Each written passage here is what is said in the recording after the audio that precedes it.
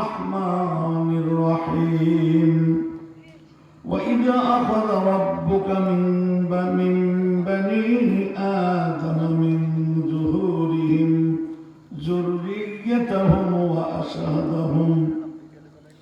وأشهدهم على أنفسهم ألست بربكم قالوا بلى شهدنا أن تقولوا يوم القيامة إنا كنا غافلين أو تقولوا إنما أشرك آباؤنا من قبل وكنا ذرية من بعدهم أفتهلكنا بما فعل المبطلون عن عباس ابن عبد المطلب رضي الله تعالى عنه قال رسول الله صلى الله عليه وسلم ذاق طعام الإيمان رضيت بالله ربا وبالإسلام دينا وبمحمد صلى الله عليه وسلم نبيا ورسولا أو كما قال عليه الصلاة والسلام إن الله وملائكته يصلون على النبي يا أيها الذين آمنوا صلوا عليه وسلموا تسليما اللهم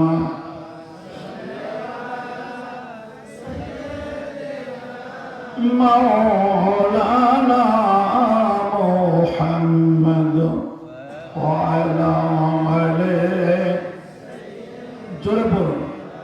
مولانا जबान से पूरी अल्लाहुम्मा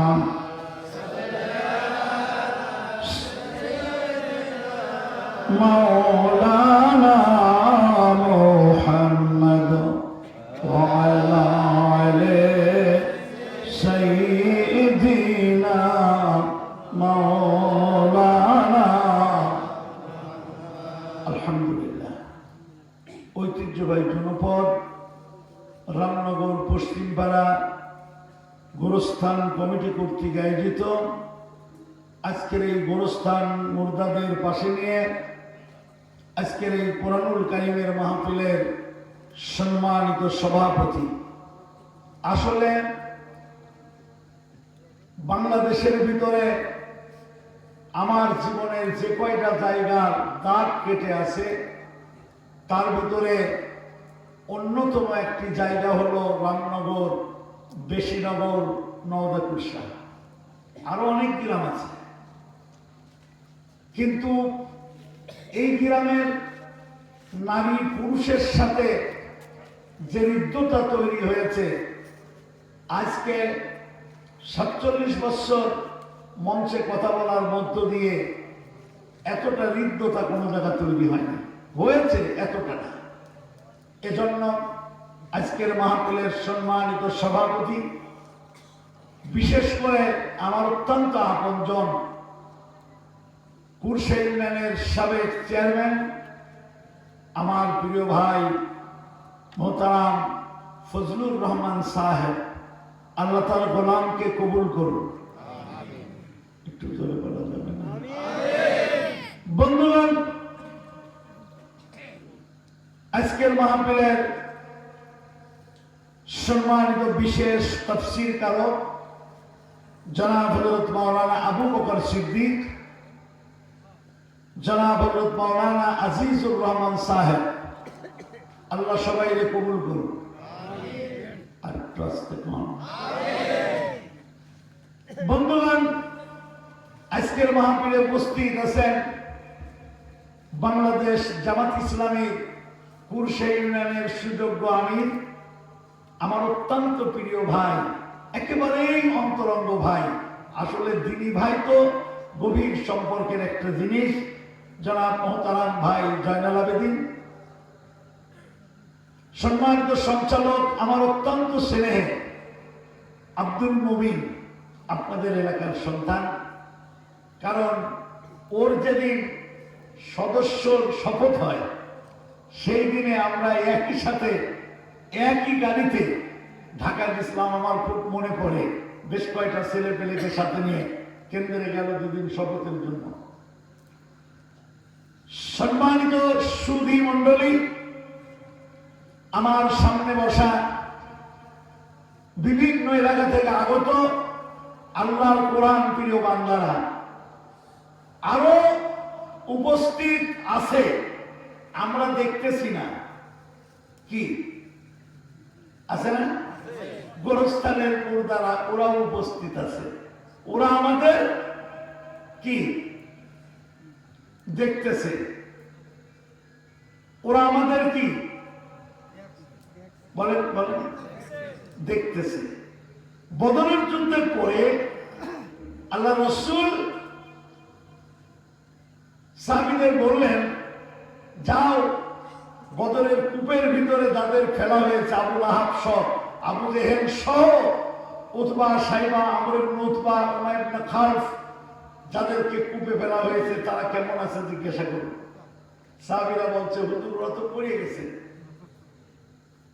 রাসূল বললেন, মরা মানুষ এতটাই শুনতে পায় যেটা তাজা মানুষ শুনতে পায়। সুবহানাল্লাহ বলবেন না? মরা মানুষ এতটাই দেখতে পায়, মরার আগে চোখের পাওয়ার কমে গেল, এখন পাওয়ার ফুল। কথা বলেন ঠিক কিনা? তাকায় তাকায় দেখতেছে, আফসোস করতেছে, জাহাইরে কপাল, আমি এমন একজন কপাল পুরো মানুষ, আমি শুয়ে আছি, আজকে কবরের পাশে দোয়ার অনুষ্ঠান, এই জায়গা আমার সন্তানটা আসে নাই। এরকম হতভাগা আছে না নাই? আরো জোরে বলুন, আছে না নাই? ভাইরে কপাল পুরো মানুষ। তুমি আজকে তোমার মার কবরের পাশে আসতে পারবে না, তোমার আব্বার কবরের পাশে আসতে পারবে না। যেভাবে করে মনে করতেছে আজকে এই জায়গায় বসে আমার চেয়ারম্যান সাহেবের মনে পড়ারই কথা, তার আব্বা আম্মা যাই যাক, একজন বাবার জন্য সব চাইতে বড় বোঝা সন্তানের লাশ বহন করা। কি বলুন ঠিক কিনা? আরে কতদিন পার হয়ে গেল, সন্তানের সাথে দেখা নাই, আজকে তার কবরের পাশে। কি বলেন ঠিক কিনা বন্ধুরা?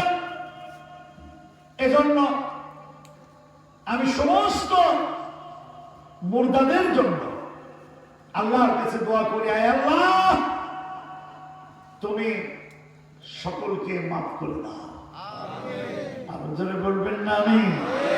আপনাদের আমি বলা শুনে মনে হচ্ছে যে মাপ পেলে, কবরবাসী যদি মাপ পায় তাহলে আপনাদের লস নেই তো? আর একবার চিৎকার দিয়ে বলুন আমিন।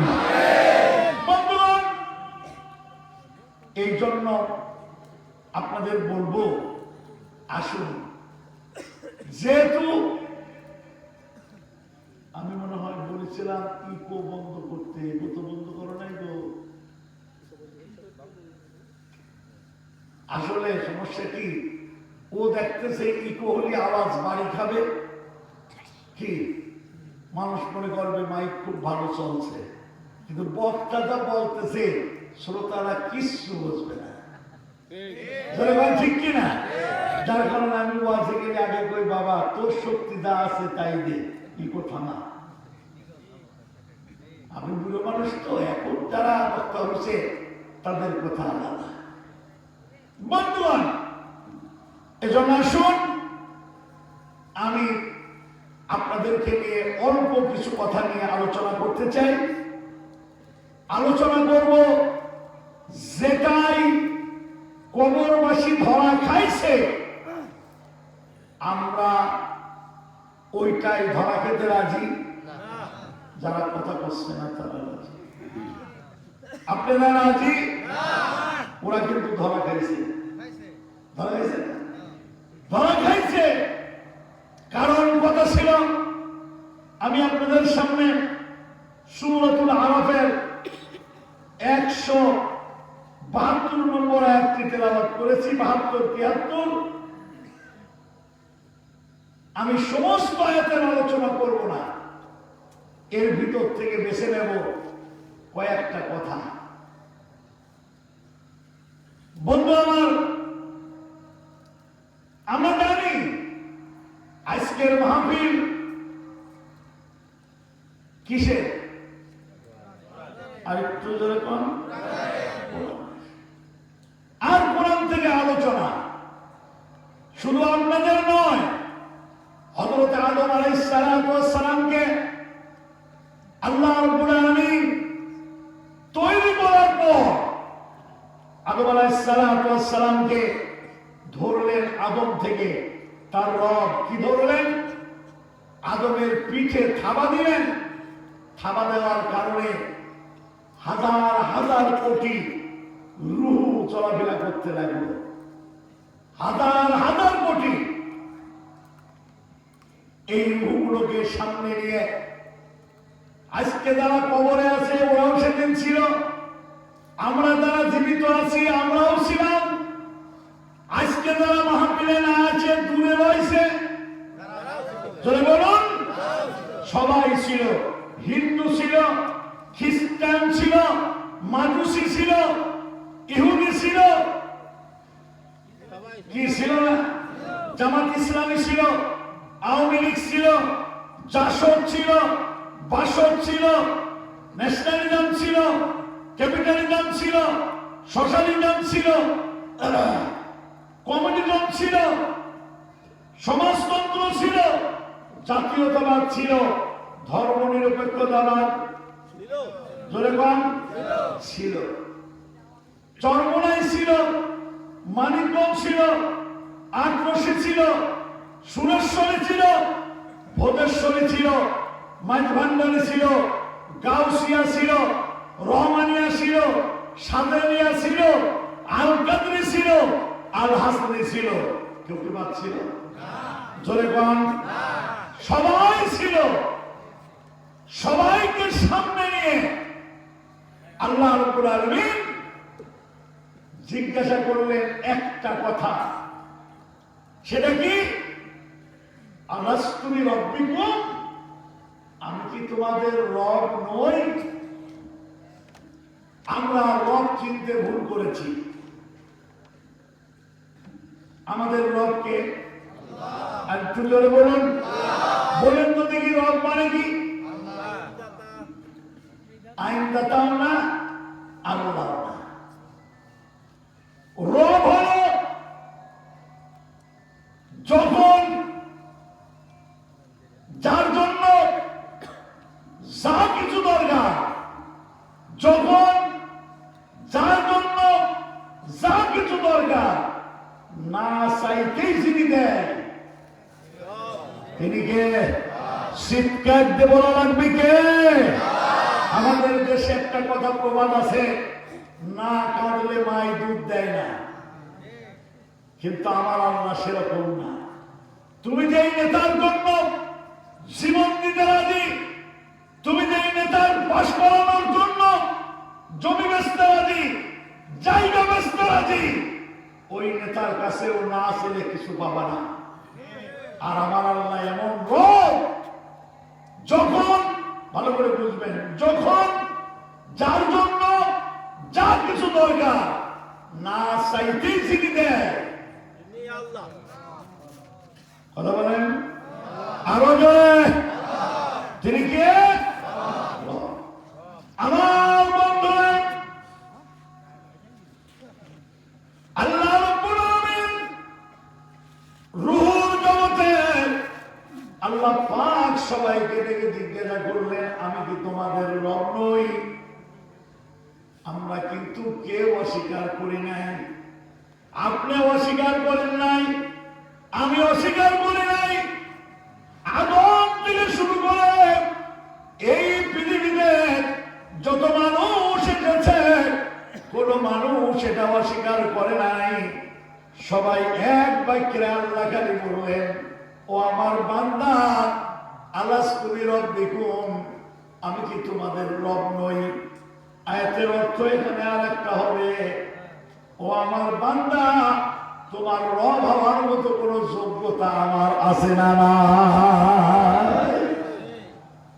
আমরা কিন্তু নির্দ্বিধায় বিনা সংকোচে এক বেড়ে বলে দিলাম, কালু বালা মালিক, আয় আল্লাহ, আমার রব হওয়ার মতো যতটুকু যোগ্যতা দরকার সব কার আছে? আরো জোরে কম। সেই আল্লাহ, সব আল্লাহর আছে। অথচ আমি যার আইন বাস্তবায়ন করার জন্য, যার আদর্শ বাস্তবায়ন করার জন্য জান প্রাণ দিয়ে খাটতেছি, আমার রব হওয়ার মতো যোগ্যতা কিন্তু ওই আইনদাতার না। জোরে বলুন আছে? অথচ তার জন্যই পাগল। আমার বন্ধুরা, আমরা স্বীকার করে নিলাম। এইবার কথা আরেকটু ক্লিয়ার করে দিই।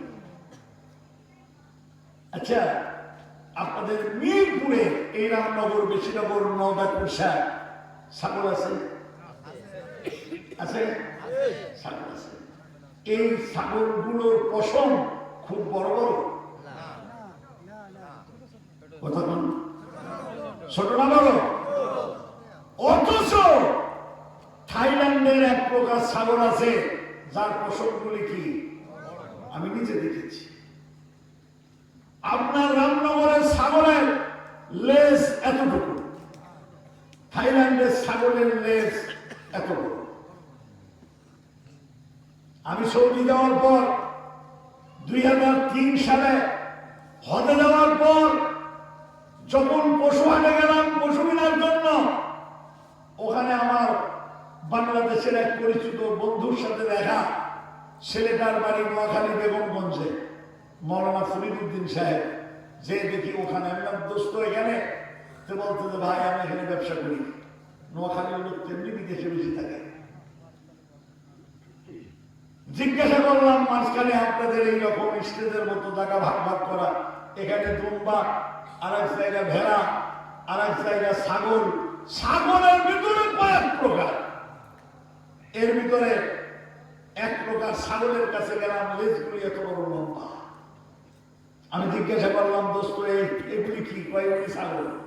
তাই বলে যে এইগুলি ছাগল আর ওইগুলি ছাগল পার্থক্য। মহামানে হুজুর হাবেশান বাংলাদেশের ছাগল পশম ছোট, থাইল্যান্ডের ছাগল পশম জোরে কন পশম বড়। মাওলানা রে, কারণ হলো একটাই, এই যে আমাদের দেশে মেঘাচ্ছন্ন ভাব, কুয়াশা পড়ে, বৃষ্টির মতো কুয়াশা পড়ে, অথচ থাইল্যান্ডে বৃষ্টির মতো কুয়াশা পড়ে না, বৃষ্টির মতো বরফ পড়ে। জোরে কন ঠিক কিনা? আল্লাহ কয়, ও পৃথিবীর মানুষ, কেন তোমার হুঁশ হবে না? আমি আল্লাহ ইচ্ছা বললাম দুই দেশের ছাগলের গায়ের পশম সমান করে দিতে পারতাম, তা দেই নাই। আমি আল্লাহ কিন্তু থাইল্যান্ডের ছাগল বরফ পড়বে, ওর কষ্ট হবে, যার কারণে ওর গার পশম বড় করে দিয়ে চিরস্থায়ী কম্বলের ব্যবস্থা করে দিয়েছি। যারা বলবেন না সুবহানাল্লাহ? এর নাম কি? আস্তে কম, আরো জোরে। আমার বন্ধু একজন প্রাপ্তবয়স্ক মানুষের গালে দাঁত কয় না? জোরে বলুন। 32টা দাঁতের দায়িত্ব সমান? সামনের দাঁত আছে, এর নাম হলো কুদায়। খালি কাছে ডুম বানিয়ে দাও। আপনি যান কুষ্টিয়া যাবেন, পুরাদা যাবেন, চমচম কিনবেন, সামনের দাঁতে দিয়ে বলবেন যে চাবা। যারা কথা বলছেন না কি পারবেন? পারবেন না। এরপরে কাটিয়ে নেবেন। আমি এই তো আসার পরে যেখানে মেহমানদার ছিল গেলাম, খাওয়া দাওয়া করলাম, সুন্দর করে ট্যাংরা মাছ রান্না করছে, কাঁটাও খুব নরম। কি সামনের দিক থেকে কাঁটা চালানো সম্ভব? কথা বলেন, সম্ভব না। এরপরে টুকরা করে নিয়ে দুই পাশের সীমান্ত এলাকায় ছাইড়ে দিলাম, চাপ দিয়ে কি একেবারে ফিনিশ নাকি? এইবার চাপ দিয়ে ফিনিশ করার পর দুই পাশের খাবারটা মাঝখানে সুপার ভাইজার জিহুবা আছে, সেই জিহুবার ঘাড়ের উপরে চাপাই দিলাম। দেখি দিয়ে বললাম গোডাউনে বসাও। জিহুবা খাবারটা নাড়াচাড়া করার পর গোডাউনে খাবারটা পাঠানোর চেষ্টা করতেছে। ও রামনগর পশ্চিম পাড়া গোরস্থান মাঠের তাফসীর মাহফিলের মানুষেরা, বলো প্রত্যেকটা মানুষের কন্ট্রোলারের উপরে এতটুকু একটা জিহ্বা আছে না? না আছে না? জিহ্বা আছে। সুপার ভাইজার খাবার বলাই না বলে এইবার চেকপোস্টের অফিসার আলাদীন থেকে বলে সুপার ভাইজার খাবার নামাতে দেব না। কয়কে কয়টা আল্লাহ আমাকে এখানে তৈরি করে রেখেছেন, আমার বান্দা দাঁতের জোর আছে, মাছের কাটা চাবায় চাবায় খাইছে, দুই দাঁতের মাঝখানে কাটার যে অংশ পড়েছে চাপ লাগে নাই, ওই কাটাটুক আস্ত আছে। আমার বান্দা ভাত খাইছে, গ্রামের মিলির থেকে ধান ভাঙানো, দুই একটা ধানের তুষ থাকতেই পারে। এই বান্দার খাবারের মধ্যে ধানের তুষ আছে, এইটা যদি স্টমাকে যায় স্টমাকের ক্ষতি হবে। বান্দার খাবারের ভিতরে মাথার চুল থাকতে পারে। আমার আল্লাহ এখানে আমাকে তৈরি করে দিয়ে বলেছে আমার বান্দার চালানো খাবারের মধ্য থেকে ধানের তুষ, মাথার চুল, মাছের চিকন কাটা বেছে আলাদা করে সামনে কুদাল মার্কা দাঁত পাস করে বাইরে পাঠিয়ে দাও। সুবহানাল্লাহ বলবেন না তোরে? খালি শিয়াল্লাহ আজকে রব হতে পারল না, কথা কন। তুমি তোমার রব বানাইলে বিএনপি কে, তুমি তোমার রব বানাইছো জামাত ইসলামী কে, তুমি তোমার রব বানাইছো আওয়ামী লীগ কে। আমাদের রব কে? আরো জোরে বলুন। যে আল্লাহ তোমার এইটুক করলাম, ও বন্ধু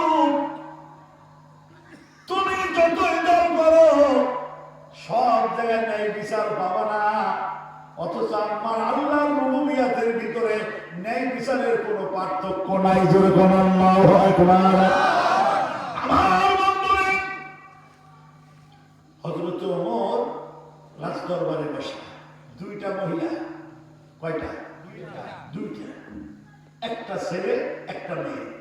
যে মহিলার বলে ছেলে আছে ওমরের কাছে বলে আমিরুল মুমিনিন, আমরা দুইজন বাইরের দেশের মানুষ আপনার এলাকায় দিয়ে চলে যাচ্ছিলাম, আমিরুল মুমিনিন আমার ছেলে হয়েছে, আমি রাত্রে ঘুমায় গেছি, আমার কোলের ভিতর থেকে ও ছেলে চুরি করেছে। কি চুরি করেছে? ছেলে। আর তার কোলে ছেলে আছে, সে বলতেছে আমিরুল মুমিনিন ও মিথ্যা বলেছে, ছেলে আমার। এক ছেলে দুইজন দাবি করতেছে। হযরত ওমর প্রধান বিচারপতি হযরত আলীকে ডেকে বলে, আলী ফয়সালা করে দাও। হযরত আলী বললেন, আমিরুল মুমিনিন দুইটা মহিলার বুক থেকে কয়েক ফুটা করে দুধ আলাদা পাত্রে নিয়ে আসে। দুই পাত্রে মহিলাদের বুকের দুধ রাখা। হযরত আলী দুইটা দুধ পরীক্ষা করে, এবার দুইটা দুধ যখন পরীক্ষা করা হয়েছে পরীক্ষা করে ডান হাত দিয়ে একটা দুধের পাত্র ধরে বলে, আমিরুল মুমিনিন, আমার ডান হাতে যে মহিলার দুধের পাত্র রয়েছে, আল্লাহ এই মহিলাকে পুত্র সন্তান দান করেছে। জোরে বলি আল্লাহু আকবার। ওমর আলী রে, দুইটা দুধই তো সাদা, কেমন করে বুঝতে পারলে? হযরত আলী বলেন, আমিরুল মুমিনিন, আমার আল্লাহর রুবিয়াত, রবের সীমানা কত কঠিন, আমার আল্লাহ কি সুন্দর রব, তার কত ইনসাফ। আল্লাহ রাব্বুল আলামিন কুরআনুল কারীমে বলে দিয়েছেন, লিত্তাজারে বিসরু হাদ্দিল উনসাইন, ভাই যা পাবে বুঝতে অর্ধেক পাবে। আল্লাহ বলেন না ধরে, ভাই যা পাবে বুঝতে অর্ধেক পাবে। আমিরুল মুমিনিন, আপনি তাকিয়ে দেখেন, দুইটা দুধের ঘনত্ব সমান না, একটা দুধের ঘনত্ব তুলনামূলক পাতলা। যার দুধের ঘনত্ব পাতলা, আল্লাহ তাকে পুত্র সন্তান দিয়েছে। ও আমার বন্ধুরা, কেন তুমি সেই আল্লাহর রুবিয়াত মানলাম? কেন তুমি সেই আল্লাহর রুবিয়াত কায়েম করার জন্য জমিনে কাজ করবা না? তুমি কি জানো তোমার আল্লাহ কত সুন্দর করে সীমানায় করে দিয়েছে? ও রামনগরের মানুষ, আল্লাহ কয়, তুই কেন ভুলে গেলি? কেন আমার কথা মনে রাখলি না? কেন তুই আমার হলি না? অথচ আমি আল্লাহ, তুই জমিনে আমার হবি, তোর বুদ্ধি বিবেক বেশি লাগবে, এই জন্য আমি আল্লাহ তোর ঘন দুধ খাওয়ালাম, তোর বোনের জন্য পাতলা দুধ। তোর মার একবার ছেলে হয়েছে, ঘন দুধ খাওয়াইছি ছেলের বেলায়, আবার মেয়ে হয়েছে, তুলনামূলক পাতলা দুধ খাওয়াইছি। এটাই হলো আমার রুবিয়াতের নমুনা। চিৎকার দিয়ে বলি আল্লাহু আকবার। অথচ সেই ঘন দুধ খাওয়ার পরেও তুমি একজন নাস্তিক নেতার পিছনে পারো করো।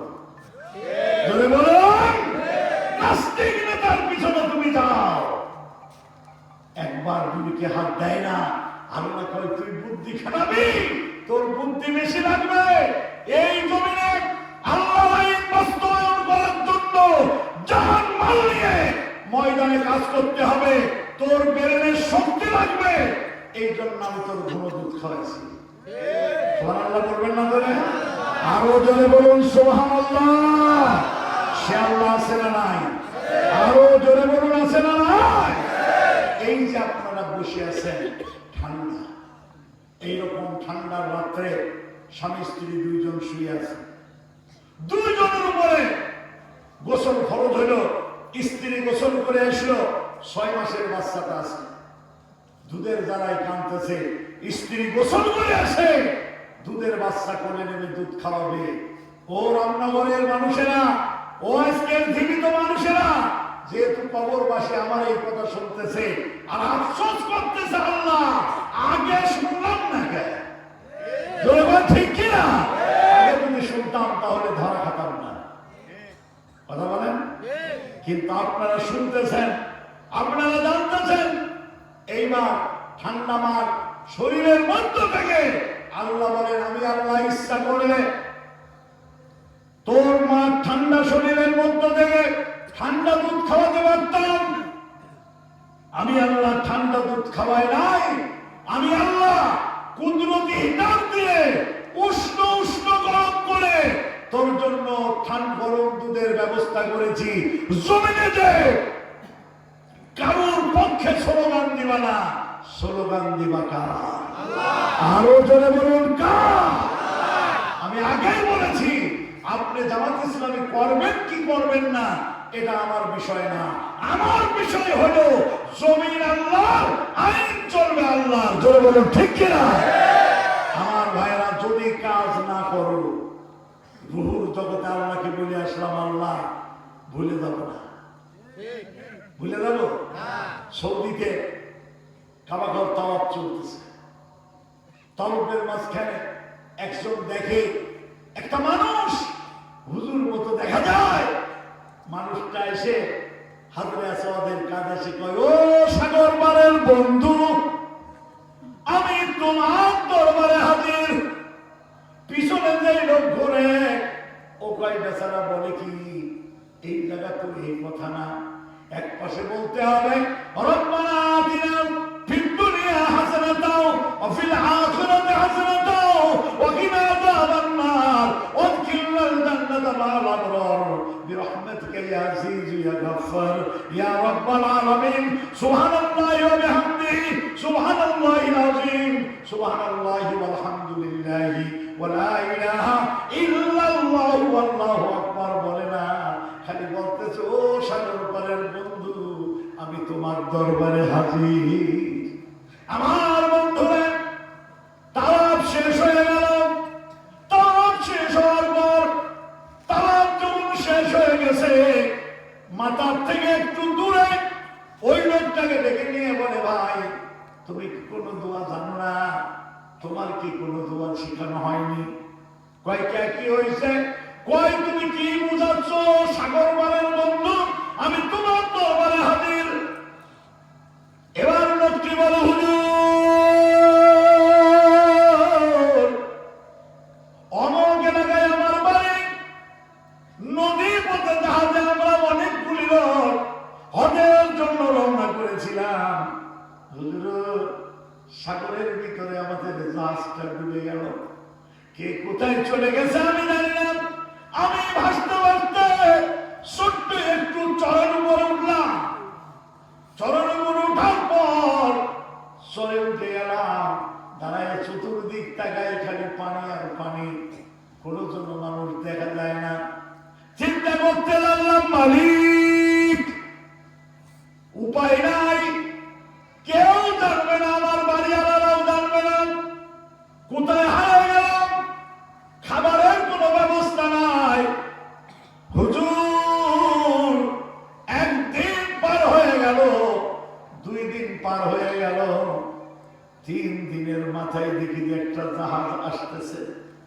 আমি পকেট থেকে পকেট প্রমাণখানা বড় করে সাগর পারে বাতাসে ধরলে নাড়তে লাগলাম চিন্তা করলাম চালক যদি আমার রুমালের দিকে লক্ষ্য করে তাহলে কিন্তু ওই চালক আমাকে তুলে নেবে আমি রুমাল নাড়তে লাগলাম হঠাৎ লক্ষ্য করে দেখি জাহাজটি আস্তে আস্তে ছোট্ট ট্রলার আস্তে আস্তে সাগরের কাছে চলে আমার ঘাটের কাছে চলে আসলো আমি দাঁড়ায় আছি হঠাৎ ট্রলারের মধ্য থেকে কে যেন আওয়াজ দিয়ে বলতেছে ও আল্লাহর বান্দা তাড়াতাড়ি ট্রলারে উঠে আসো জোরে কোন আল্লাহু আকবার আমার বন্ধুরা লোকটি বলে হুজুর আমি ট্রলারে উঠে গেলাম ট্রলারে উঠার পর চিন্তা করলাম ডাকলো কিনা কোনো লোক নাই অথচ আবার ওই আওয়াজ বলতেছে খাবার রেডি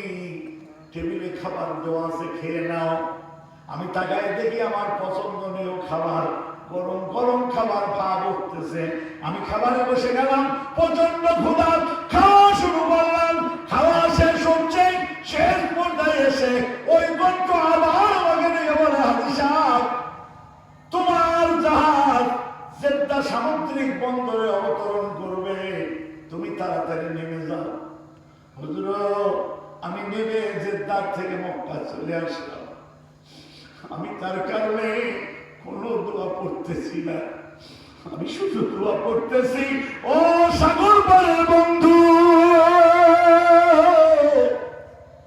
বন্ধুরে কেউ আমার খেয়াল রাখে নাই তুমি আমাকে বাঁচাইছো তুমি আমাকে খাবারের ব্যবস্থা করেছ তুমি আমাকে মক্কায় পৌঁছে দিয়েছ হুজুর যার কারণে খাবার কিরাম তুলে আমি খালি বলতেছি ও সাগর পারের বন্ধু আমি তোমার বন্ধু রে তুমি যদি খবর পাও সন্ধ্যা বাজারে নফরকান্দি বাজারে তোমার অমুক পরিচিত মানুষটি এসেছে বন্ধু এসেছে পাগলের মতো দৌড়াইয়া যাও তোমার কি মনে পড়ে নামাজে দাঁড়ানোর পর তুমি যখন পড়তেছ আলহামদুলিল্লাহি রাব্বিল আলামিন ও আমার মালিক আমি তোমার ভুলে যাই নাই সংসারের কারণে তোমার ভুলে নাই চলার কারণে তোমার ভুলে নাই মালিক কারোর প্রশংসা আমি করতেছি না আল্লাহ আলহামদুলিল্লাহি রাব্বিল আলামিন।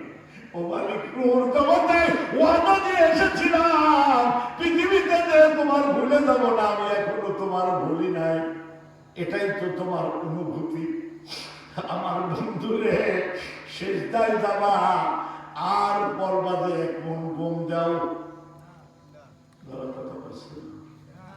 কষ্ট হচ্ছে আপনাদের? মোনাজাত করে দেব? আপনারা কথা না করে বুঝবো যে কষ্ট হচ্ছে। মোনাজাত করে দেব? রূহের জগতে আল্লাহকে স্বীকার করে আসলাম।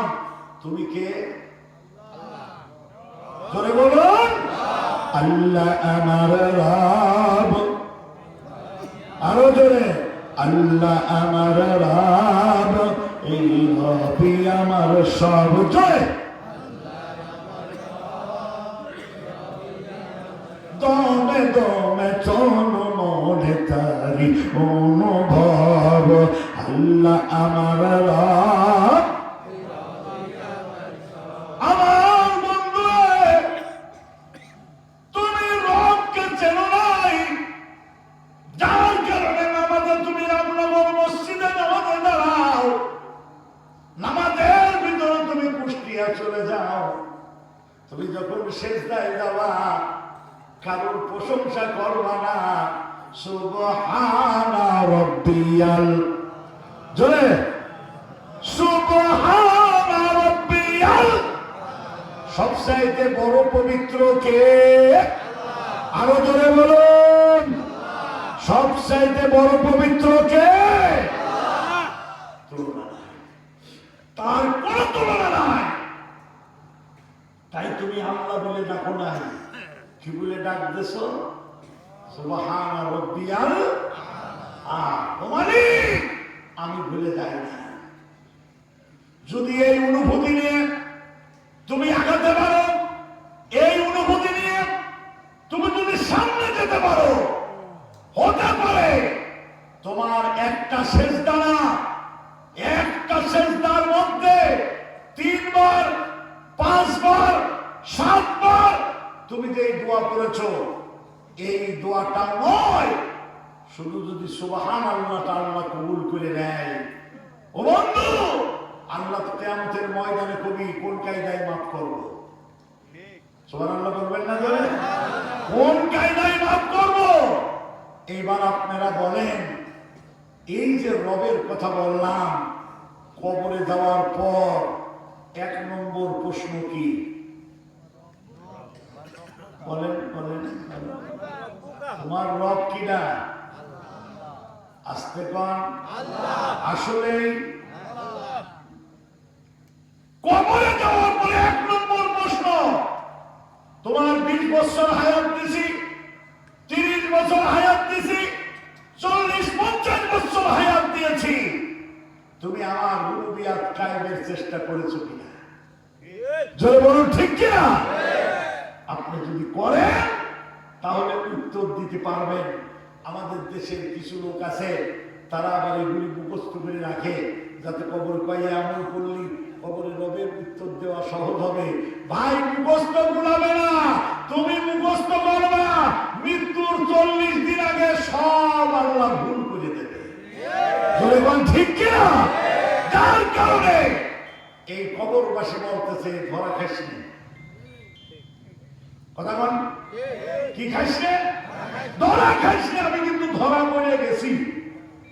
কথা বলেন, ও ধরা পড়ে নেই, ওরা কিন্তু ধরা পড়েছে। কয় দেখ, আমি কিন্তু আটকা পড়েছি। আমার বন্ধুরা, তালিমুন কেন্দ্র গিয়েছে, সবার আগে প্রশ্ন করতেছে কি? তোমার লক্ষ্যে ওই জমিনে রুহুর জগতে স্বীকার করে আসার পর জমিনে যে কয়েকদিন বেঁচেছিলে, তুমি ন্যাশনালিজমকে রব মনে করেছো, ক্যাপিটালিজমকে রব মনে করেছো, সোশ্যালিজমকে রব মনে করেছো, ধর্ম নিরপেক্ষতাবাদকে রব মনে করেছো, জাতীয়বাদকে রব মনে করেছো। কাউকে রব বলে স্বীকার করার সুযোগ নাই। একজনের রুবুবিয়াত চলবে, তিনি কে? আরো জোরে বলুন, কে?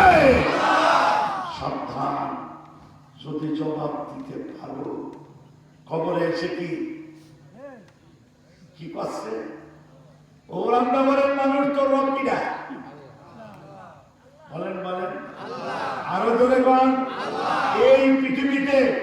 ফিরাউনের সাথে মুসার আল্লাহ নিয়ে যুদ্ধ হয়নি। এই পৃথিবীতে ইব্রাহিমের যুদ্ধ আল্লাহ নিয়ে, ইব্রাহিমের সাথে নমরুদের যুদ্ধ হয়নি। এই পৃথিবীতে আবু জেহেলের সাথে মুহাম্মাদের যুদ্ধ আল্লাহ নিয়ে হয়েছে।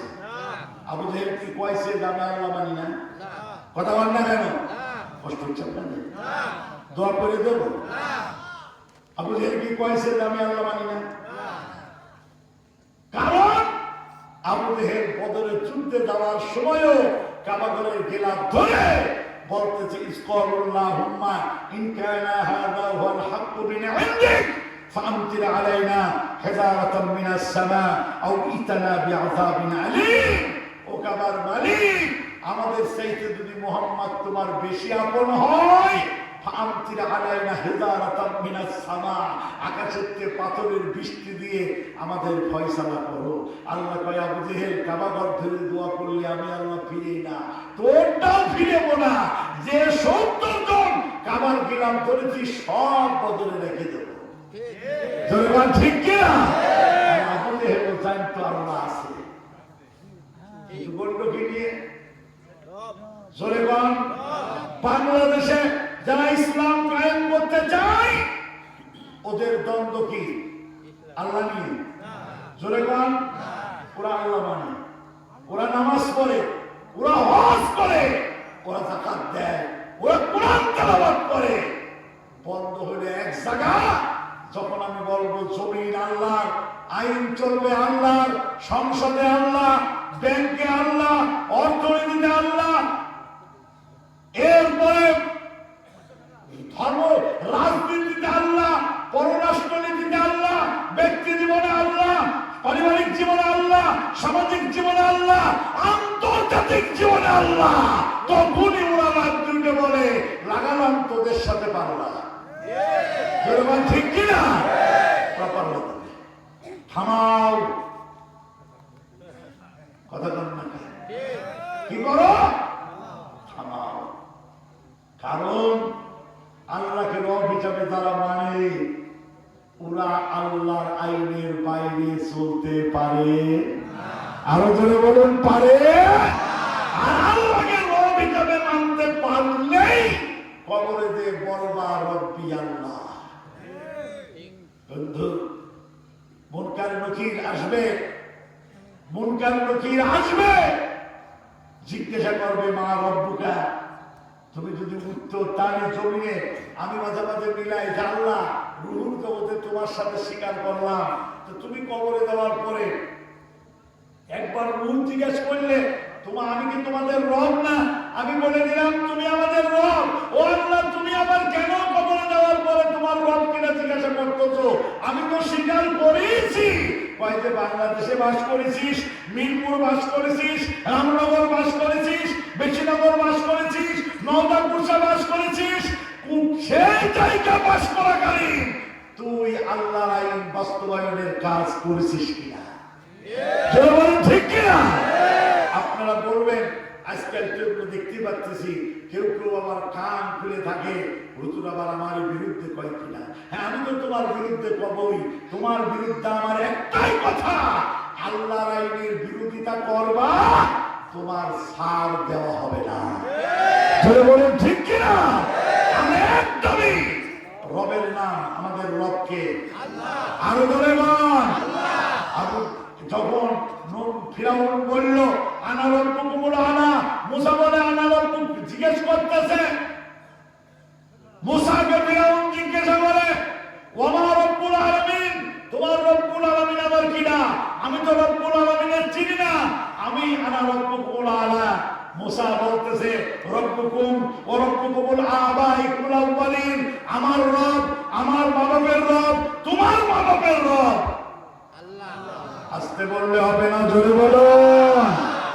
আমার বন্ধু, পর্দার আড়ালের মায়েরা, ফিরাউনের মেয়ে মাথার চুল আশ্রয় দেয় একজন মানুষ। বিশ্বনবী সেই দিন মিরাজে গেল। কোথায় গেল?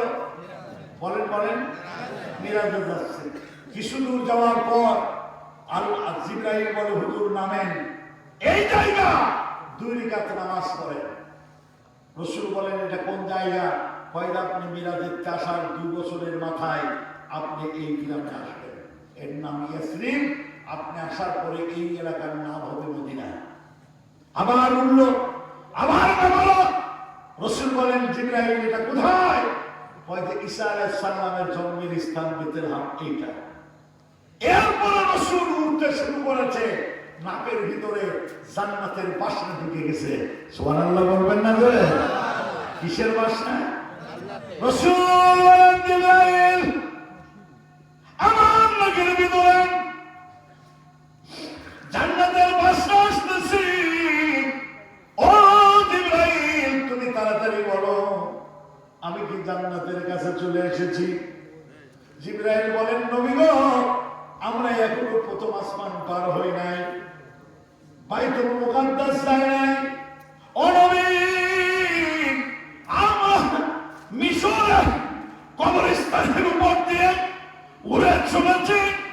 আল্লামা ইমাদউদ্দিন ইবনে কাসির রাহমাতুল্লাহ আলাইহি তাফসীর ইবনে কাসিরের ভিতরে লেখে রাসূলকে জিবরাইল বলেন আমরা মিশরের কবরস্থানের উপর দৌড়ে যাই। রাসূল বলেন জিবরাইল জান্নাতের বাসনা কোথায়?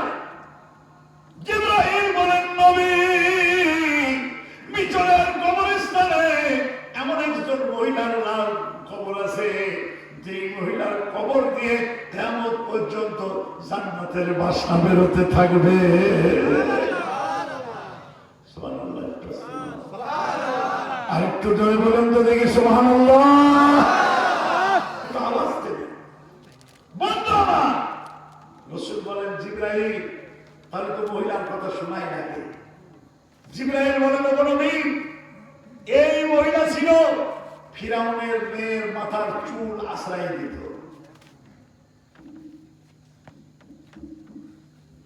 এই মহিলা একদিন ফিরাউনের মেয়ের মাথার চুল আশ্রয় দিচ্ছে, হঠাৎ করে হাতের থেকে চিরুনিটা নিচে পড়ে গেছে। যেই পড়ে গেছে মহিলাটি বলতেছে ওই রবের নামে আমি চিরুনিখানা তুলে নিলাম যে আমার রব খোদাই দাবি করে, রব বলে দাবি করে ফিরাউনের রব। সুবহানাল্লাহ বলবেন না তাহলে? সাহস কম আমার কি কম কাইটা কি? ফিরাউনের মেয়ে বলে কি বললে তুমি? আমার আব্বাকে তোমাদের রব নয়। বিবি মাসে তো বলেন ও তোমার আব্বা আমাদের রব নয়, আমাদের রব হলেন আল্লাহ। আরো জোরে বলুন আমাদের রব হলো আল্লাহ। রিপোর্ট চলে গেল রাজদরবারে, মহিলাকে ধরা হলো, শারীরিক নির্যাতন করা হলো। শারীরিক নির্যাতন করার পর এইবার মহিলাকে বলতেছে তুমি বলো ওগো ফিরাউন। ফিরাউন বলে তুমি আমার রব বলে মানো কিনা?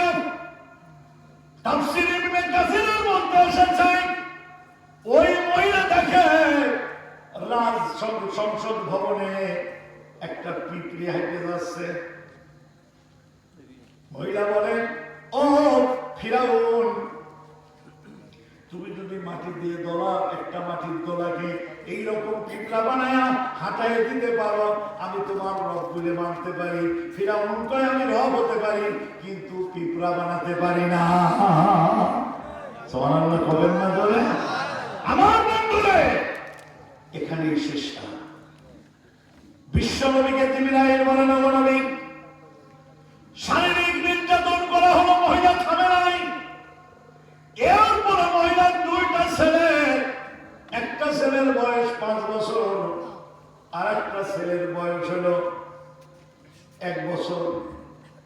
আমার বন্ধু মহিলাকে বলা হয় তুমি যদি আমাকে রব বলে মানে না নাও তোমার 2টা সন্তানকেই আমি জবাই করব। ফিরাউন কথা শুনে মহিলা বলতেছে আমি মানতে রাজি না। তাফসীরের কিতাবের মধ্যে এসেছে মহিলাকে শোয়াই দিয়েছে, বুকের উপরে 5 বছরের সন্তানটা জবাই করার পর এইবার ফিরাউন বলে মহিলা, কেমন করে তুমি থাকতে পারো? তুমি মা, তোমার বুকের উপরে তোমার সন্তানকে জবাই করা হয়েছে, তুমি বলো আমাকে রব বলে মানবা কিনা? মহিলা বলে, ফিরাউন, তাম পৃথিবীর সন্তান যদি আমার পেটে ধরা হয়, একটা একটা করে সন্তান যদি আমার বুকের উপরে জবাই করা হয়, এরপরেও আমি তোমাকে রব বলে মানি না। জোরে কোন আল্লাহু আকবার। একান্ত আপনজনেরা আমার, এখানেই শেষ নয়। এরপরে ছোট বাচ্চাটা মহিলার কোলে দুধ খায়, মহিলাকে তোলা হয়েছে, বাচ্চাটা দুধ খায়, বলদ করে একটা লোহার কড়াই তেল গরম করা হয়। ফিরাউন এসে ওই মহিলার দুধের বাচ্চার হাত পেরে ধরেছে। বাচ্চাটি ঢুকলে কেঁদে উঠে বলে, মা, মা গো, আমি তোমার দুধ খাই বলে তুমি আমার গরম তেলের ভিতরে দিয়ে দাও। ও মা, তোমার কাছে আমার দাবি, ও মা, তোমার দুধ খাই বলে তুমি গরম তেলে দিচ্ছ, আমার গরম তেলে দিও না। ও মা, তুমি একবার বলো আমার গরম তেলের ভিতরে ছেড়ে দিবা না? মেয়েটি বলেন, বিবি মাসে তো বলেন, হ্যাঁ আমি তো এসব করি না। ছেলেটা আবার বলতেছে, মা আমি চলে যাব, আমার ছেড়ে দাও, সব যেই দিক যাই চলে যাব, আমি আর এই দেশে থাকবো না, আমাকে ধরবা না। এরপর ফিরাউন বাচ্চার ছাড়ে না, বাচ্চা কেড়ে নিল। নেওয়ার পরে তাফসীরের কিতাবের ভিতরে এসেছে, বাচ্চাটা যখন গরম তেলের ভিতরে ছেড়ে দিয়েছে, আপনারা যেইভাবে বাবু দিয়ে বসে আছেন, বাচ্চা তেলের ভিতরে পড়ার পর ইলিশ মাছের মতো বাঁকা হয়ে গেল। বাঁকা হওয়ার পর এইবার সাইজানো হয়ে বাবু দিয়ে বসে ছোট্ট আঙ্গুর খেলা উপরের দিকে তুলে দিয়ে বলে, মা, ফিরাউনের ঘরে শান্তি নাই, আসল শান্তি হলো এই জায়গা। মাগো, তুমি ফিরাউনের ক্রোধ পুরো মেনে নিবা না। মাগো, এটা আগুন নয়, এটা গরম তেল নয়, এটা হলো জান্নাত। জোরে কোন আল্লাহু আকবার। জিবরাইল বলেন, ওগো নবী, এর কারণে এই মহিলাকে রব মানার কারণে আল্লাহ পাক ওয়াদা করেছে কিয়ামত পর্যন্ত তার কবর দিয়ে জান্নাতের বাসনা বেরোতে থাকবে। জোরে বলবেন না সুবহানাল্লাহ? তাহলে আমাদের রবের নাম কে? আরো জোরে বলুন। আজকে এই কুরআনুল কারীমের মাহফিল থেকে, আজকে এই কুরআনুল কারীমের মাহফিল থেকে আপনাদেরকে শপথ নেওয়া লাগবে, আমরা আর কাউকে রব হিসাবে মানব না, আইন দ্বারা মানব না। আমেরিকা আমাদের আইন দাতা নয়, ভারত আমাদের আইন দাতা নয়, জার্মান জাপান আমাদের আইন দাতা নয়, আওয়ামী লীগ বিএনপি জাতীয় পার্টি কেউ আমাদের আইন দাতা নয়, জামাত ইসলামী আমাদের আইন দাতা নয়। আমাদের আইন দাতা কে? আরো জোরে বলুন, কে? তাহলে সে আল্লাহকে রব হিসাবে মানতে আমাদের আপত্তি আছে? জোরে বলুন, আছে? যদি না থাকে, কারা কারা এই গভীর রাত্রে আল্লাহকে রব হিসাবে মানতে রাজি আছেন? 2 হাত তুলে আল্লাহকে দেখানো লাগবে। হাত নামান, আল্লাহ কবুল করুন। জোরে বলুন আমিন। আরো জোরে বলুন আমিন। আমার বন্ধুরা, আমি আপনাদের কাছে আগেই বলেছি, যেহেতু কবরস্থানের মাহফিল, খেলাই হলো রব নিয়ে কথা বল। আমি চিন্তা করলাম যে খেলাই যখন রব নিয়ে, তখন আলোচনাও হবে কি নিয়ে? জোরে বলুন। তাহলে আজকের মাহফিল থেকে আমি বুঝতে পারতেছি, আস্তে আস্তে সারাদিন মেঘাচ্ছন্ন ভাব ছিল। এই মেঘাচ্ছন্ন ভাবের কারণে কুয়াশার মাত্রাটাও আস্তে আস্তে কি বেড়েছে। আর আমিও দেখতেছি আপনারাও অনেকেই আস্তে আস্তে উঠিয়ে চলে যাওয়া শুরু করেছেন। আমি আপনাদের কষ্ট দিয়ে আরো আলোচনা ছিল, হাদিস যা পাঠ করেছি সেদিকেও যাওয়া দরকার ছিল, আমি সেদিকেও যাব না, যাওয়া সম্ভব হইল না। কারণ আমরা জানি হাদিস যেটা পাঠ করেছিলাম আপনারা জানেন পানির স্বাদ আছে না নাই? যারা কথা বলছে না ওরা বোঝে না। জনগণ পানির স্বাদ আছে না নাই? রামনগরের পানির স্বাদ আর পিরোজপুরের পানির স্বাদ একরকম? লুনা পানি। কি পানি? বাগেরহাটের পানি লুনা, পিরোজপুরের পানি লুনা। এটা কয়েকদিন আগে ফরিদপুরের একটা উলামা সমাবেশের মাধ্যমে কুয়াকাটা গেলাম আলেমদের নিয়ে। অনেকগুলি আলেম, প্রায় 1-150 আলেম নির্মাণ করেছিল তারা। সাগর পাড়ে গেলাম, ওরে স্বাদের পানি। কথা কন না কেন? তাহলে পানির স্বাদ কি একরকম? আরো জোরে বলেন। পানির স্বাদ একরকম না। গোশের স্বাদ একরকম, গরুর গোশ একরকম, ছাগলের গোশ। যারা কথা বলছে না ওরা খায় না। কি মুরগির গোশ, ব্রয়লারের গোশ, তাহলে এও আবার পার্থক্য। আচ্ছা বলেন তো দেখি, সব জিনিসের স্বাদ আছে, আছে না? আরো জোরে বল। তা আমরা যে ইমানদার বলে দাবি করি, আমাদের ইমানের স্বাদ জোরে বল। ইমানের স্বাদ কি? কথা বল। ইমানের স্বাদ কি বলবো? কথা না বলে বলবো, সবাই শুনলে বলবো, নইলে মোনাজাত। ইমানের স্বাদ কি বলবো? আমার নবী বলতেছে যা কত আমল ইমান, ইমানের একটা স্বাদ আছে। ইমানের কি আছে? আসতে বললে হবে না, জোরে বলুন। ইমানের কি আছে? স্বাদ আছে। ইমানের স্বাদটা হইল রাসিতু বিল্লাহি রাব্বাও। সুবহানাল্লাহ বলবেন না? তুমি নামাজে কেন স্বাদ পাও না? হজের মাটিতেও স্বাদ পায় না। আসলে উনি আল্লাহর দ্বীন প্রতিষ্ঠা হোক তা চায় না। ঠিক কিনা? রাসূল বলে দিলেন যাকাত আমিল ঈমান রাযীতু বিল্লাহি রাব্বাও। কান খুলে শুনে রাখো, ঈমানের স্বাদ পেতে গেলে তোমাকে আল্লাহর রব মানার জন্য রাজি থাকতে হবে। জোরে বল, কি থাকতে হবে? বিড়ি পানি ভুলে যাবা। সামনে নির্বাচন, টাকার বস্তা নিয়ে আসবে। কথা বল না কেন? টাকা আসবে, সন্ত্রাসী আসবে, অস্ত্র আসবে, সব কিছু আসবে। আমাদের বড় অস্ত্রের নাম কি? ঈমান। কথা বলেন, কথা বলেন, কথা বলেন। বড় অস্ত্রের নাম কি? ঈমান যদি তোমার থাকে। আচ্ছা ভাই বলেন তো দেখি, এই যে তাফসীর আবু বকর তাফসীর করলো, আমি কোরআনুল কারীমের কথা বলছি, আমার ভাই মাওলানা আজিজুর রহমান সাহেব, আপনাদের খতিব সাহেব তাফসীর করেছেন। বন্ধু আপনারা বলেন তো দেখি, কোরআন কি সবার উপকার করে? জোরে কর। আজিজ ভাই বিনা দলিলে ফেল। ও কোরআনুল কারীম রামনগরের মানুষগুলি বলতেছে কি? কোরআন বলে সবার উপকার করে।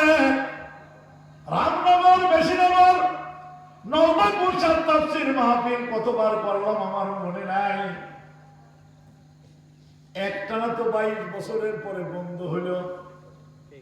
তারপরে আমার ছেলেরা স্বপ্ন যারা ফাউন্ডেশনের নামে শুরু করেছে। বন্ধু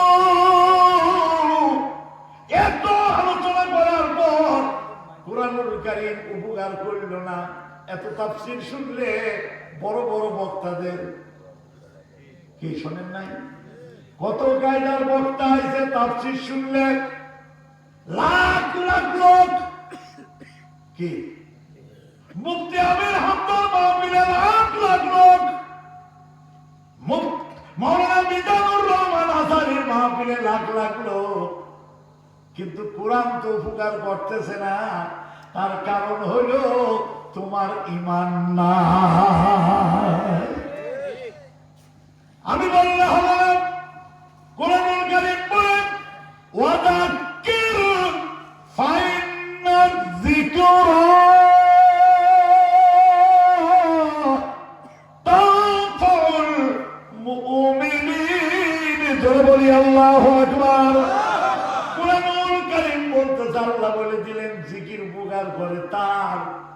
ইমান আছে, আরো জোরে কোন ইমান আছে যার, জিকির উপকার করবে। কোরআনের আরেক নাম কি? জোরে বলা লাগবে। কোরআনুল কারীমের নাম খুঁজতে খুঁজতে আমি প্রায় 160টা পাইছি। 160 রকম নাম আমি এর ভিতরে পেলাম। ওগো বন্ধু, এর একটা নাম হইল জিকির। নামাজের এক নাম কি? জোরে কোন ওলা জিকরুল্লাহিল আকবার। ওটাও বাদ দিলাম।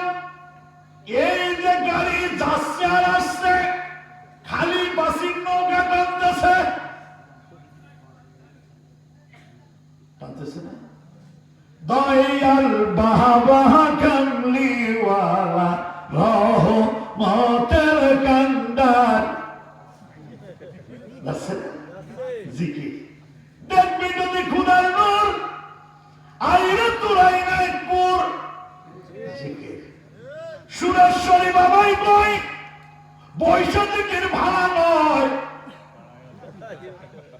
নাইসা নাইসা জিকির করলে তৈলে বাবাই খুশি হয়। 16 তারিখে কুয়াকাটা গেলাম, আমার একজন খবর দিচ্ছে, হুজুর সরমনাইবার 6টা মাঠ বানাইছে। 1 নম্বর মাঠ তো 15 তারিখের আগেই ভরে গেছে। 17 তারিখে খবর নিলাম কয় মাঠ 3টে প্লাব হয়ে গেছে লোকে, আর খালি জিকির চলতেছে লা ইলাহা ইল্লাল্লাহ। আমি সমালোচনা করি না, মাফ করবে না মা। লা ইলাহা ইল্লাল্লাহ জিকির তো করতেছো তুমি। আল্লাহ বলে দিলেন ওয়াযাক্কির ফাইন্না যিকরা তানফাউল মুমিনিন।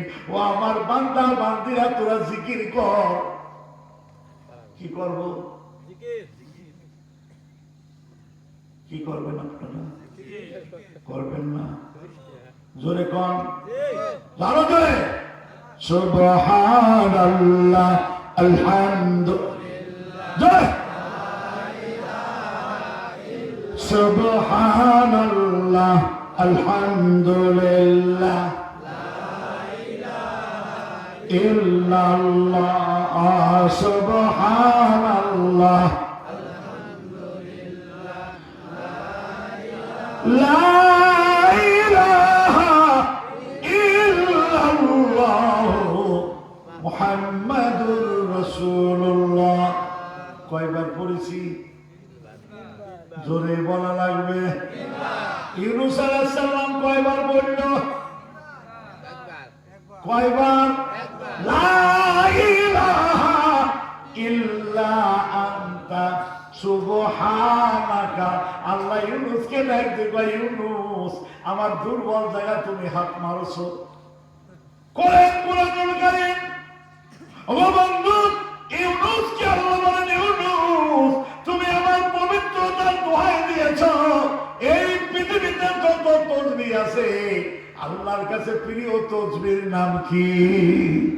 সুবহানাল্লাহ। আরো জোরে কোন, আরো জোরে বলুন। সুবহানাল্লাহ বললে আল্লাহ কত খুশি হয়, এর থেকে আর কোন তাসবিহতে খুশি হয় না।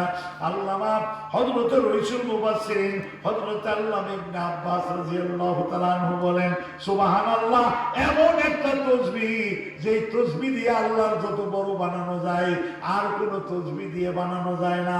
আল্লাহ কয়, ইউনূস রে তুই মাছের পেটের ভিতরে পড়ে জিকির করলি তো করলি, এইটা দিয়ে জিকির করলি কে?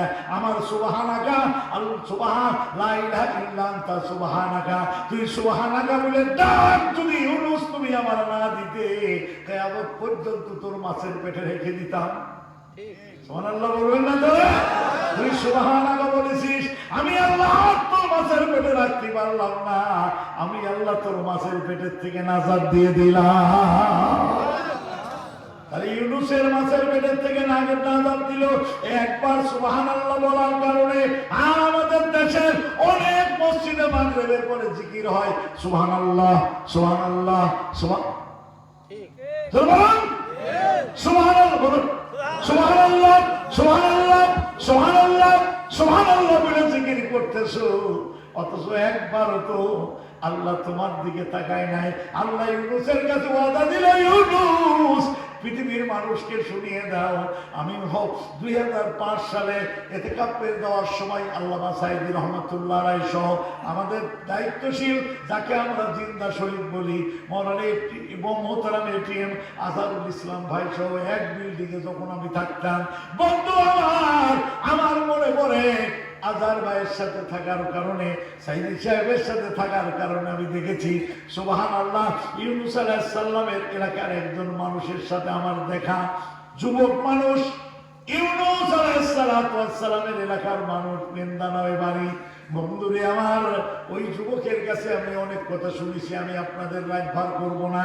একান্ত আপনজনেরা আমার দাবি একটাই, আল্লাহর সবচাইতে পবিত্র জিকিরের নাম কি? ইউনূসকে ডাকতে গো, ইউনূস, ইউনূস তুমি শুনে রাখো, কান খুলে ইউনূস তুমি শোনো। কি শুনবা? ইউনূস রে, তুমি আমার যা বলে ডাক দেছো, কিয়ামত পর্যন্ত সুবহানাল্লাহ বলে আমার যদি কোনো বান্দা ডাক দেয়, আমি খালি মাছের পেট থেকে তোমার নাজাত দিলাম না, কিয়ামত পর্যন্ত ঈমানদারদের নাজাত দিয়ে দিব।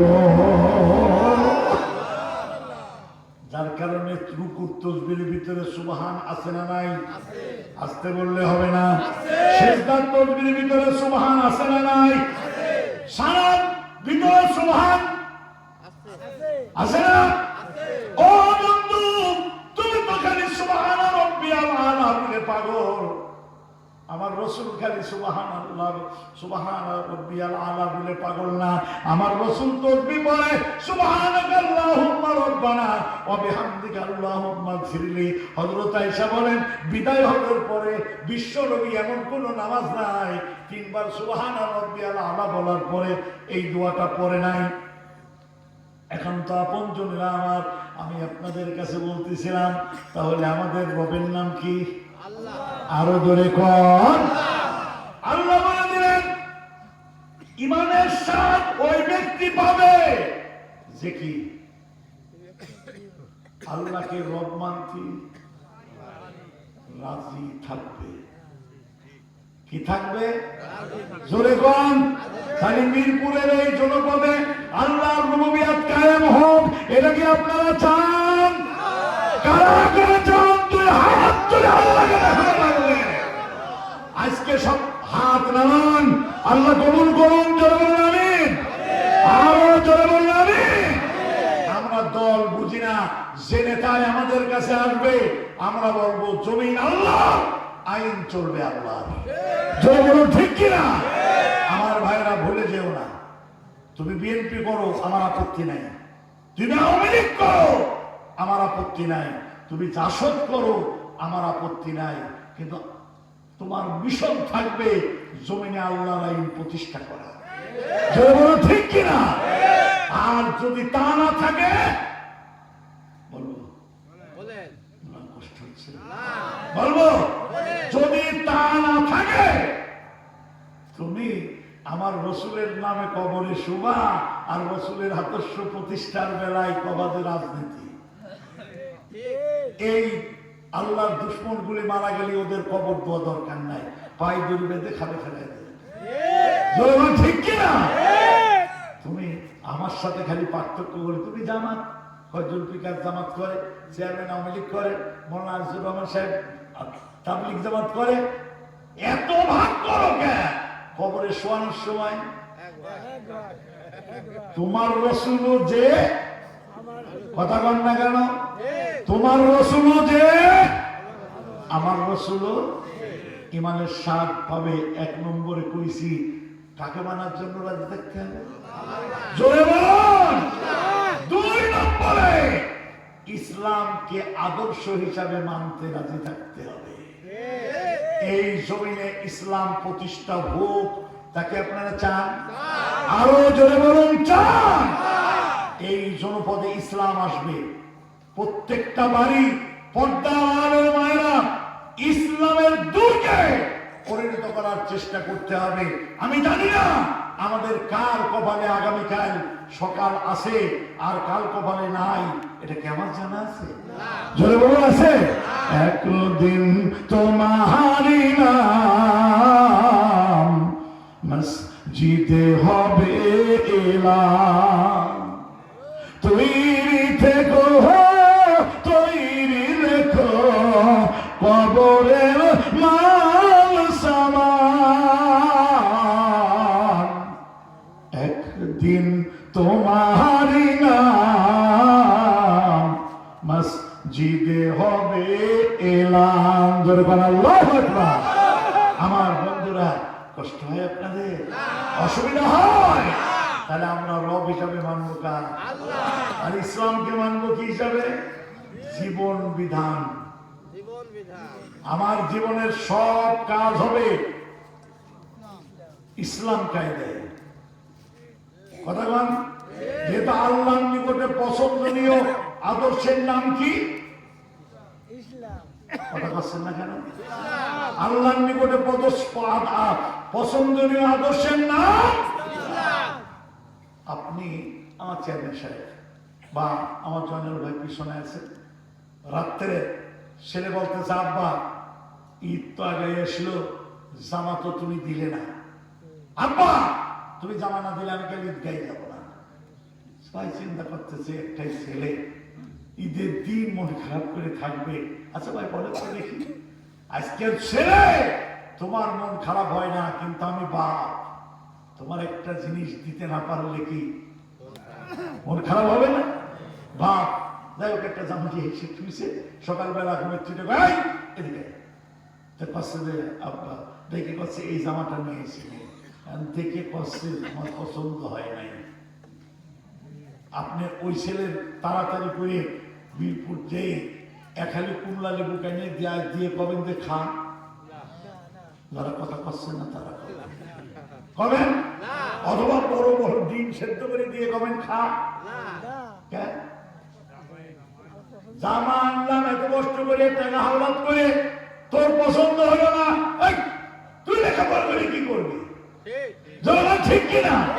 তাহলে সামান্য একটা জামা ছেলের পছন্দ হইল না, তার কারণে তুমি রেখে গেলে। আর যে আল্লাহর পছন্দের আদর্শের নাম ইসলাম, সেই ইসলাম প্রতিষ্ঠা না করে তুমি ন্যাশনালিজমের পাশে থাকবা, ক্যাপিটালিজমের পাশে থাকবা, জাতীয়তাবাদের পাশে থাকবা, ধর্ম নিরপেক্ষতার পাশে থাকবা, আর আল্লাহ তোমার নিয়ে পুজো করবে। ঠিক কিনা? ওই ছেলের মতো আপনিও আল্লাহর কাছে বিয়াদব বান্দা। কি বান্দা? বিয়াদব বান্দা। যেই বান্দারা এই জমিনে ইসলাম প্রতিষ্ঠার কাজ করে না, ওরা আল্লাহর কাছে কি? আপনারা কি বিয়াদব হতে রাজি? আর আসতে রাজি?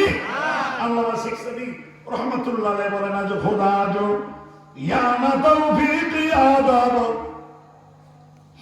বিআদব মাহবুবে কষ্টে আজ ফজলে নাও। আয় আল্লাহ তুমি আমার আদব ভিক্ষা দাও, বিয়াদব তোমার রহমত থেকে বঞ্চিত। আজকের মাহফিলে আপনারা যারা আছেন বিয়াদব হতে রাজি? আসতে গান রাজি? তাহলে মিশন হবে একটা, আল্লাহ যাতে রাজি আমরাও তাতে তাতে তাতে নেতা থাক। তাহলে আমাদের আদর্শের নাম কি? জোরে বল। ইসলাম বাংলাদেশে প্রতিষ্ঠা আছে? আছে? তাহলে ইসলাম প্রতিষ্ঠা হোক, তা আপনারা চান? ইমানের স্বাদ পাবে সে, ইসলাম প্রতিষ্ঠা করার মনোভাব রাখবে যে। ঠিক কিনা? অবিল ইসলামে দিন। শেষ কথা আমার, অবি মুহাম্মাদিন সাল্লাল্লাহু আলাইহি ওয়াসাল্লাম নবিয়্যাও ওয়া রাসূলা। আমার নবীর নাম কি? মুহাম্মাদুর। জোরে বল মুহাম্মাদুর। তাহলে মুহাম্মদ যদি আমার নবী হয়, সেই মুহাম্মদকে সব জায়গা আপনার নিয়ে যাওয়া লাগবে। আপনি খালি নামাজে মুহাম্মদকে নেবেন, রোজায় মুহাম্মদকে নেবেন, চলবে না।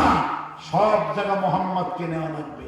আমার বন্ধুরা, এজন্য আমি আপনাদেরকে অনুরোধ করি, যা আমি বুঝাতে চেষ্টা করেছি, দল মত নির্বিশেষে একটাই দাবি, আমাদের কাজ হলো এই জমিনে আল্লাহর আইন প্রতিষ্ঠা করা। জোরে বলুন ঠিক কিনা? 2 নম্বর, ইসলামী আদর্শ বাস্তবায়ন হোক, আমরা চাই না। জোরে বলুন। সেই চাল খালি এখানে চালি হবে না, সকালেও চাওয়া লাগবে, চার দোকানেও চাওয়া লাগবে, ভোটে সিল মারার সময়ও চাওয়া লাগবে। মুহাম্মদ রাসূলুল্লাহ সাল্লাল্লাহু আলাইহি সাল্লাম আমাদের নবী। আমার বন্ধুরা, এজন্য বলতে চাই, আসুন আপনাদের সকলকে নিয়ে, আপনারা জানেন যে এই জন্য তাহলে কবরবাসী কাঁদতেছে আর বলতেছে হায় হায়, কেন আল্লাহকে রব হিসাবে মানলাম না। এই জন্য এখনো সময় আছে, ওদের আল্লাহকে রব হিসাবে মানার সুযোগ আছে, জোরবান আছে, কিন্তু আমাদের আছে। আসুন আমরা শপথ করি, আল্লাহকে রব হিসাবে মানার চেষ্টা করি। আল্লাহ আমাদের কবুল করুন। জোরে বলুন আমিন। আরো জোরে বলুন আমিন। মোনাজাত না করিয়ে চলে যাবেন না, দোয়া করবেন তো? সবার নিয়ে হাত তুলবো। তার আগে আমি তো আগেই দেখতেছি এই এলাকার লোকেরা চাওয়া লাগে না, দিয়ে যায়। সুবহানাল্লাহ বলবেন না? আরো ধরে কোন? আমার বন্ধুরা, মোহাম্মদ কামাল উদ্দিন বিশ্বাস, রামনগর, হাজী কামাল উদ্দিন বিশ্বাস, রামনগর, মা বাবার জন্য দোয়া চেয়ে 2000 টাকা, আল্লাহ কবুল করুন। আমিন বলবেন না জোরে? এরপরে মোহাম্মদ রবিউল মোহরি, মিটন, 1000 টাকা, মা বাবার জন্য দোয়া, আল্লাহ কবুল করুন।